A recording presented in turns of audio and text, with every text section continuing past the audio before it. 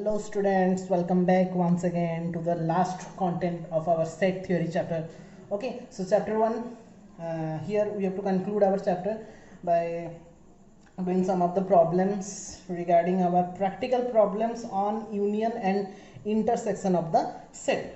Means in the previous classes we discussed already about our union and intersection of the set with there Venn diagrams. तो यहाँ पे हम क्या करेंगे ना, उसको प्रैक्टिकल लाइफ में कहाँ पे यूज करते हैं, some of the examples are there, उसको लेके हम वहाँ से डिराइव करेंगे या फिर सॉल्व करेंगे some of the problems by using the union and intersection of the set. फिर हम हमारा चैप्टर को कंक्लूड कर लेंगे आज ही. ठीक है.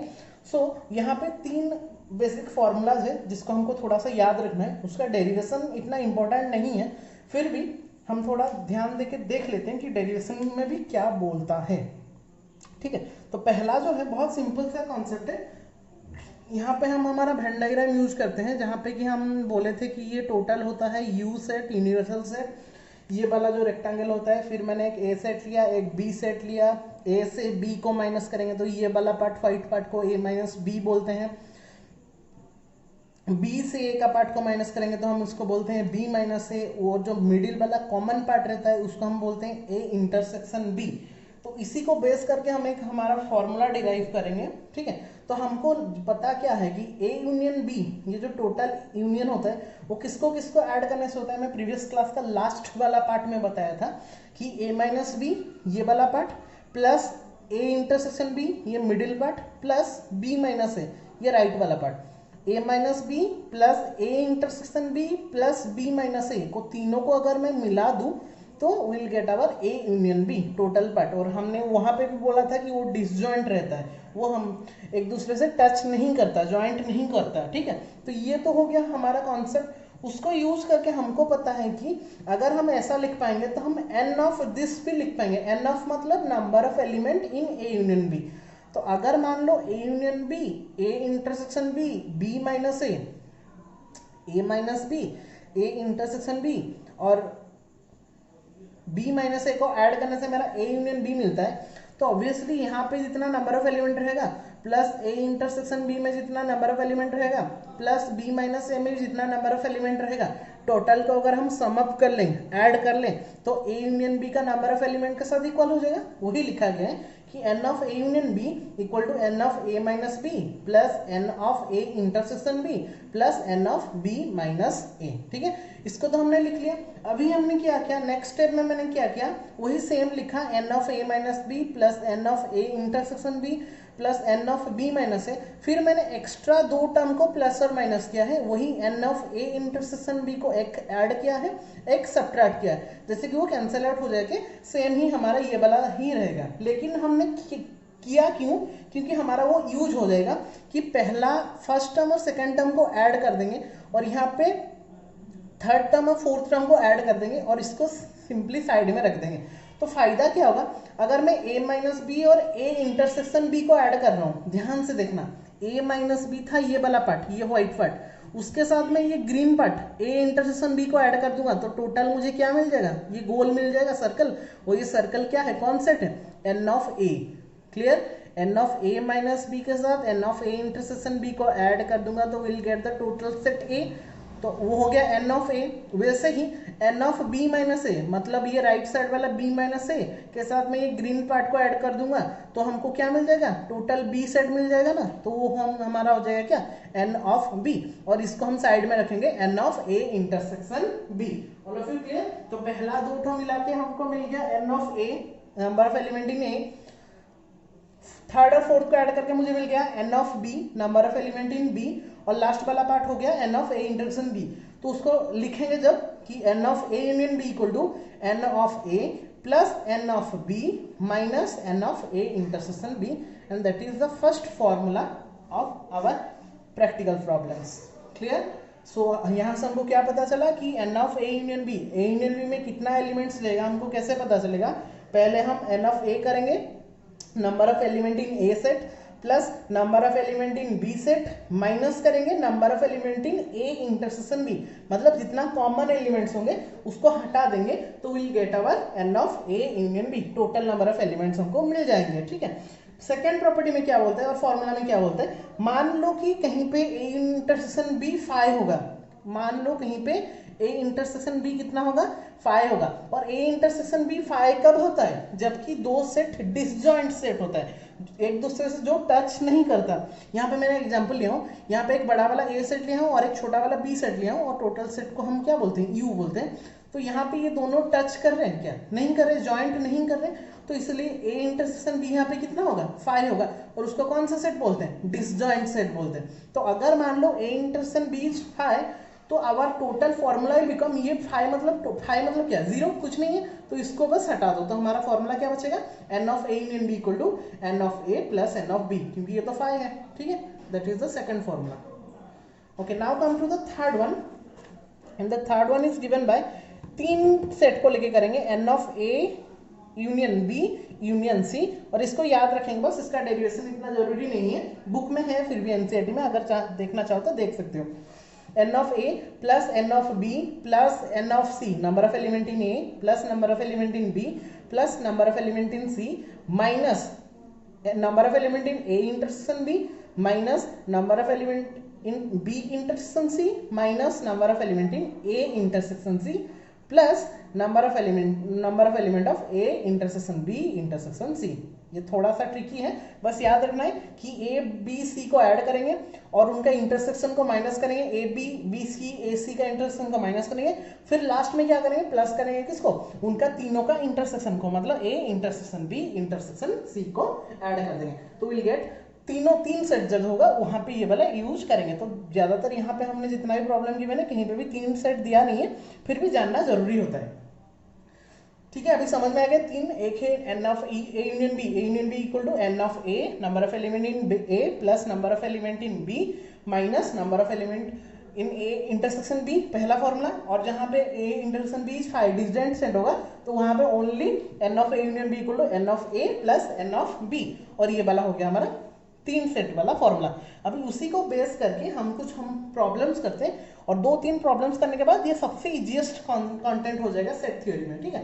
बहुत सिंपल से देखेंगे, पहला वाला थोड़ा समझेंगे। If x and y are two sets, x और y दो सेट गिवन है, such that x union y has 50 element, ये ऑलरेडी बोल दिया है कि x यूनियन y दोनों का यूनियन में कितना एलिमेंट है, 50, तो हम क्या लिख पाएंगे, n of x union y equal to 50 हम लिख पाएंगे आराम से, ठीक है। x हैज 28, मतलब x हैज मतलब x में इतना है, तो हम n ऑफ x लिख सकते हैं 20, n मतलब नंबर ऑफ एलिमेंट, ओके। वहां पे कंफ्यूज नहीं होगी सर n क्या है, n means number of elements. फिर बोला है कि y हैज 32 एलिमेंट, मतलब n ऑफ y कितना मिल गया, 32। How many elements has x intersection y have, मतलब x इंटरसेक्शन y में कितना एलिमेंट है, मतलब मुझे n of x intersection y निकालना है, क्वेश्चन मार्क। वी नो, हमको क्या पता है, हमारा फॉर्मूला पहला वाला formula n of A union B equal to n of A plus n of B minus n of A intersection B, that is the formula. हमारे पास यूनियन गिवन है, ए गिवन है, बी गिवन है, sorry ओहो यहाँ पे x Y हमने ले लिया ना, तो इसको एक्स, अच्छा यहाँ पे एक्स वाई और यहाँ पे ए बी हो गया है, ठीक है। इसको एक्स वाई कर लो, मैं और कट नहीं कर रहा, बस तुम लोग जब करना यहाँ पे एक्स लेके कर लेना, मैं गलती से यहाँ पे एक्स वाई लिया था, यहाँ पे ए बी ले लिया, फॉर्मूला सेम ही रहेगा। एन ऑफ ए यूनियन, तो ए इंटरसेक्शन बी हमको निकालना है, मतलब एक्स इंटरसेक्शन वाई निकालना है, मैं यहाँ पे ए इंटरसेक्शन बी लिखा हूँ, तुम लोग जब करना x में करना, मैं गलती से यहाँ पे a में कर लिया हूँ, ठीक है। तो a intersection b equal to n of a plus n of b, ये इधर चला गया, ये इधर चला गया, मतलब minus n of a union b, n of a मतलब एन ऑफ x कितना था 20 प्लस 32 माइनस यूनियन कितना था 50, 60 माइनस 50 दैट विल बिकम 10, ठीक है। So n of a intersection b और n of x intersection y is given by how much 10। तो इसका अगर मैं वेन डायग्राम में दिखाऊं तो ये था a, ये था b, ये वाला पार्ट a माइनस बी, ये वाला पार्ट b माइनस है, और मिडिल वाला पार्ट कौन सा, a intersection b, and the total set is given bye universal set u। All of you clear. बाकी जो दो तीन प्रॉब्लम एग्जाम्पल में है उसको थोड़ा ध्यान से देखना, वो बहुत सिंपल सा प्रॉब्लम था, इसलिए मैंने उसको स्किप किया है। अभी जो दो प्रॉब्लम हम करेंगे वो थोड़ा इंपॉर्टेंट प्रॉब्लम है, तो ध्यान से उसको थोड़ा देखना क्या बोला गया है, ठीक है, ध्यान से देखना।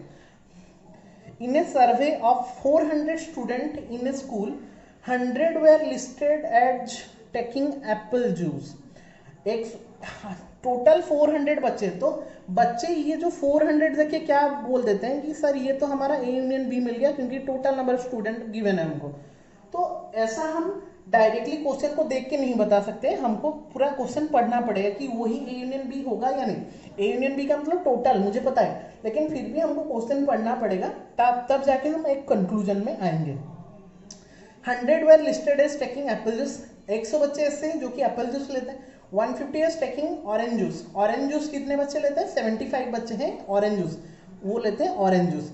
वेर लिस्टेड एज टेकिंग, अच्छा 150 एज टेकिंग ऑरेंज, 150 बच्चे ऑरेंज जूस लेते हैं, comma 75 were listed as taking both apple as well as orange juice. अच्छा, वो बोला कि 75 बच्चे ऐसे हैं जो कि दोनों ही लेते हैं, एप्पल जूस भी पीते हैं और ऑरेंज जूस भी पीते हैं। तो वो हो गया हमारा इंटरसेक्शन। तो अगर मैं ए को ले लूं एप्पल जूस, बी को ले लूं ऑरेंज जूस, तो एन ऑफ ए कितना हो जाएगा? 100। यहाँ से ही लिख लेते हैं, ठीक है, एन ऑफ ए 100 हो जाएगा क्योंकि एप्पल जूस पीते हैं 100 बच्चे, तो n of A equal to 100। B को हमने लिया ऑरेंज जूस, तो बी मतलब कितने बच्चे पीते हैं orange juice? 150, n of B equal to 150। Both कितना पीते हैं? मतलब ऑरेंज जूस और एप्पल जूस भी पीते हैं, मतलब इंटरसेक्शन हो गया बोथ, मतलब कॉमन ए इंटरसेक्शन बी कितना हो गया? 75, क्योंकि कॉमन है। अभी ध्यान से देखना लास्ट सेंटेंस को, find how many students were there neither taking neither apple nor orange juice. अच्छा, यहाँ पे क्वेश्चन थोड़ा घुमा दिया, बोला है कि ऐसा नंबर ऑफ स्टूडेंट हमको बताओ जो कि ना एप्पल जूस पीते हैं nor neither Apple juice nor orange juice, मतलब ना ही वो एप्पल जूस पीते हैं ना ही वो ऑरेंज जूस पीते हैं। मतलब ऐसे भी कुछ बच्चे हैं जो कि एप्पल जूस भी नहीं पीते, ऑरेंज जूस भी नहीं पीते, बोथ भी नहीं पीते, मतलब वो बात बाकी हो गया। ठीक है, हमको जो लग रहा था कि टोटल होगा 400, तो 400 में से ऐसे भी कुछ बच्चे हैं जो कि ना ही ऑरेंज जूस पीते हैं ना ही एप्पल जूस पीते हैं ना ही दोनों पीते हैं। ठीक है, तो यहाँ पे हम डायरेक्टली इसको ए यूनियन बी नहीं ले सकते। क्लियर हो लगे? तो अभी students those are taking apple orange juice और ऑरेंज जूस और बोथ, मतलब ए यूनियन बी अभी निकालेंगे हम। तो ए यूनियन बी कैसे निकालेंगे? फॉर्मूला हमारे पास क्या है? N of A plus n of B minus n of A intersection B. यहां से मुझे क्या पता चल जाएगा? ए यूनियन बी में मुझे क्या पता चलेगा? ऐसा कुछ बच्चे, the students those who are taking apple juice, या तो एप्पल जूस ले रहे होंगे या तो ऑरेंज जूस ले रहेंगे या फिर बोथ ले रहे होंगे, ऐसे हमें ए यूनियन बी से पता चल जाएगा। तो n of A plus n of B minus n of A intersection B, तो 100 प्लस 150 माइनस 75, तो n of A intersection B A union B is given by 175। तो 175 बच्चे ऐसे हैं जो कि आइदर वो एप्पल लेते हैं या फिर ऑरेंज लेते हैं या फिर बोथ। तो लेकिन हमारा टोटल स्कूल में बच्चे कितने हैं? 400 स्टूडेंट्स आर देयर। तो बाकी जितने भी बच्चे बच गए वो सब ना ही ऑरेंज लेते हैं ना ही एप्पल लेते हैं ना ही बोथ लेते हैं। So the students those are taking neither orange juice nor apple juice is given by total number of students is 400 minus the number of students who are taking, that is 175. So 400 minus 175, that will become 225 and that will be our answer. One of the nice question from that chapter. समझ में आ गया? 400 जो दिया था वो directly हम ए union B नहीं लेंगे, पहले हमने ए लिया एप्पल जूस को, बी लिया ऑरेंज जूस को, फिर ए 100 हो गया, बी हो गया 150, इंटरसेक्शन कॉमन एलिमेंट 75 हो गया, फिर हमने ए यूनियन बी निकाला, मतलब जो बच्चे एप्पल ले रहे हैं ऑरेंज ले रहे हैं या फिर बोथ ले रहे हैं, ए यूनियन बी, वो निकला मेरा 175। तो 175 बच्चे ऐसे हैं जो कि आइदर एप्पल ले रहे हैं या फिर ऑरेंज ले रहे हैं या फिर बोथ ले रहे हैं, लेकिन वो निकले ओनली 175। तो लेकिन टोटल नंबर स्टूडेंट्स आर 400, मतलब ऐसे भी कुछ बच्चे हैं जो कि कुछ भी नहीं पीते, ना ऑरेंज पीते हैं ना एप्पल पीते हैं ना बोथ पीते हैं। तो वो बच्चे कैसे निकालेंगे? That is total number of student minus the number of students who are taking, मतलब टेकिंग कितने ले रहे थे? 175। तो 400 minus 175, that will become 225 is our answer. One of the nicest question. Okay, come to the 27। Nicest तो नहीं होता, अच्छा क्वेश्चन है। 27 वाला क्वेश्चन में आते हैं, example number 27। This is also one of the most important question from that exercise, that is there are 200 individuals. यहाँ पे भी देखो टोटल दे दिया 200, तो यहाँ पे हम इसको ए यूनियन बी लेंगे या नहीं वो बाद में पता चलेगा, पहले क्वेश्चन को पढ़ लेते हैं। 200 individuals with skin disorder 120 has been exposed to the chemical C1. 120 जन ऐसे हैं जो कि C1 केमिकल से एक्सपोज हो गए हैं. 50 to the chemical C2. C2 से कितना एक्सपोज हुए हैं? 50 जन एक्सपोज हुए. And 30 to both C1 and C2. तो 30 मतलब ए इंटरसेक्शन भी हो गया. तो मान लो हमने क्या करेंगे, C1 को ले लेंगे. C1 में कितना अफेक्टेड हुए हैं? 120. C2 में कितना अफेक्टेड हुए हैं? 50. और both C1 and C2 chemical में कितना अफेक्टेड हुए? 30. ये गिवन है 30 to both the chemical C1. Find the number of individual expose to chemical C1 but not chemical C2. मतलब यहाँ पे मुझे क्या निकालना है? ऑब्वियसली C1 मतलब माइनस C2. केमिकल C1 को बिलोंग्स करेंगे, एक्सपोज करेंगे, मतलब C2 को नहीं. B2 में दिया है C2 बट नॉट C1, मतलब C2 माइनस C1. और केमिकल C1 और केमिकल C2 मतलब C1 यूनियन C2. तो तीनों हमको निकालना है. बहुत सिंपल सा कॉन्सेप्ट है, समझ ला लेकिन अच्छे से. तो कोई बच्चा अगर डायरेक्टली यहाँ पे C1 यूनियन C2 कर लेता तो वो चला जाता. क्यों हम नहीं लेंगे, मैं बताऊंगा. तो पहले हम निकालेंगे C1 माइनस C2 कैसे हुआ पता चल गया? Chemical C1 but not chemical C2 बोला है, तो मतलब C1 होगा C2 नहीं होगा. मतलब कौन सा सेट को बिलोंग्स करेगा? C1 minus C2. तो पहला हम निकालेंगे n of C1 minus C2. तो C1 माइनस C2 को हम कैसे डिफाइन करेंगे? देखो, n of C1 minus n of C1 intersection C2. इसको समझने के लिए थोड़ा सा डायग्राम को देखो. वेन डायग्राम बहुत ही, देखो वेन डायग्राम हमको कितना हेल्प करेगा छोटा छोटा चीज को जानने के लिए. मान लो ये दो सेट हमने लिया, एक लिया C1 एक लिया C2. तो ये जो ग्रीन वाला पार्ट, मिडिल वाला पार्ट, वो कितना होगा? C1 intersection C2. ये पहला जो गोल है, पहला जो सेट है वो क्या है? C1. और ये जो व्हाइट पार्ट है वो क्या है? C1 minus C2. हमको जो निकालना था. तो C1 माइनस C2 हम कैसे निकालेंगे? टोटल C1 सेट से, टोटल ये राउंड से अगर ये ग्रीन वाला पार्ट को मैं हटा दूं तो मुझे मिल जाएगा C1 माइनस C2. तो टोटल राउंड वाला पार्ट कौन है? C1. और ये ग्रीन वाला पार्ट कौन है? C1 minus C2. तो C1 minus C1 intersection C2 को माइनस करेंगे तो then we will get C1 minus C2. All of you clear?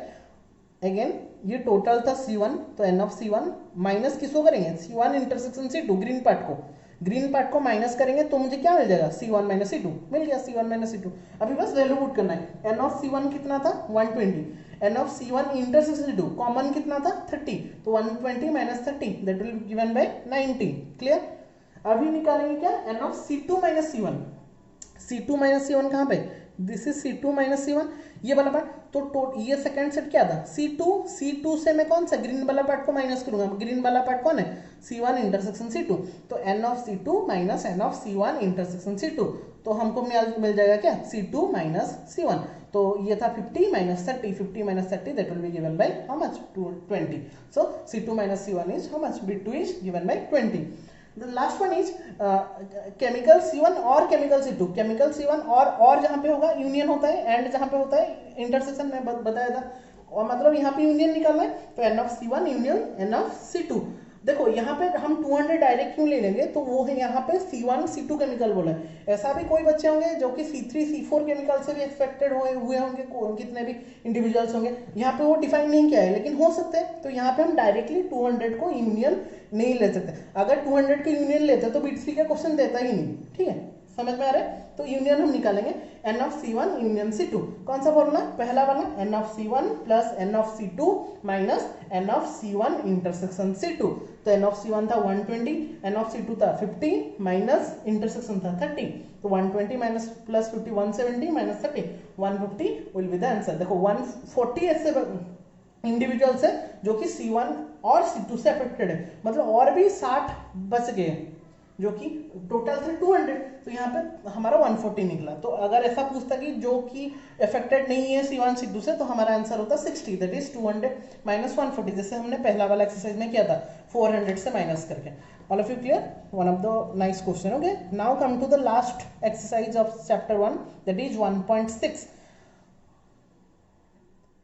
1.6 exercise में आते हैं जहाँ पे कि बहुत ही सिंपल सा क्वेश्चंस गिवन है. मैं बस एक कर दूंगा, एक होमवर्क दे दूंगा. ठीक है, एक एक करके हम होमवर्क देते जाएंगे ताकि आप लोग भी करो और आप लोग की थोड़ा अंडरस्टैंडिंग कॉन्सेप्ट क्लियर हो जाएगा कि कैसे कर रहे हैं हम.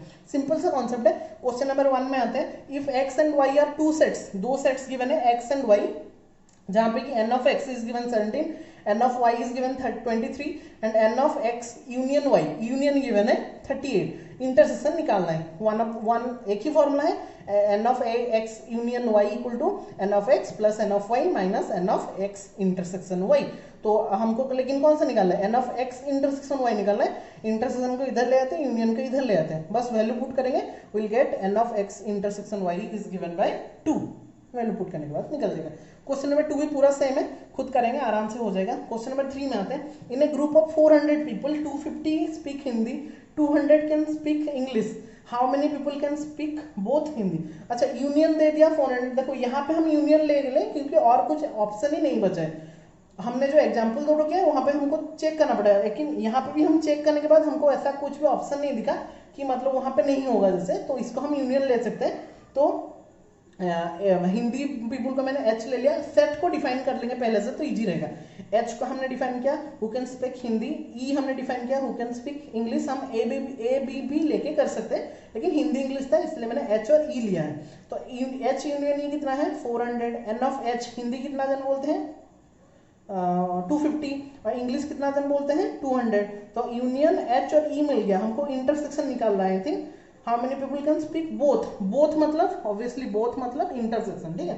तो हम डायरेक्टली वैल्यू पुट करेंगे, union equal to n of h plus n of e minus n of h intersection e. Value put करने के बाद लास्ट में n of h intersection e is given by how much 50 and that will be our answer. Question number 4 भी homework. Question number 5 में आते हैं, if x and y are two sets such that x has 40 element, मतलब n of x कितना हो गया 40, x union y has 60, मतलब n of x union y how much 60 and x intersection y has 10 element, मतलब n of x intersection y is 10 elements. Okay ये तो पूरा सब कुछ दे दिया। वो बोला है how many elements does y है, तो n of y हमको निकालना है, वही सेम ही फॉर्मूला यूज करेंगे, x union y equal to n of x plus n of y minus n of x intersection y।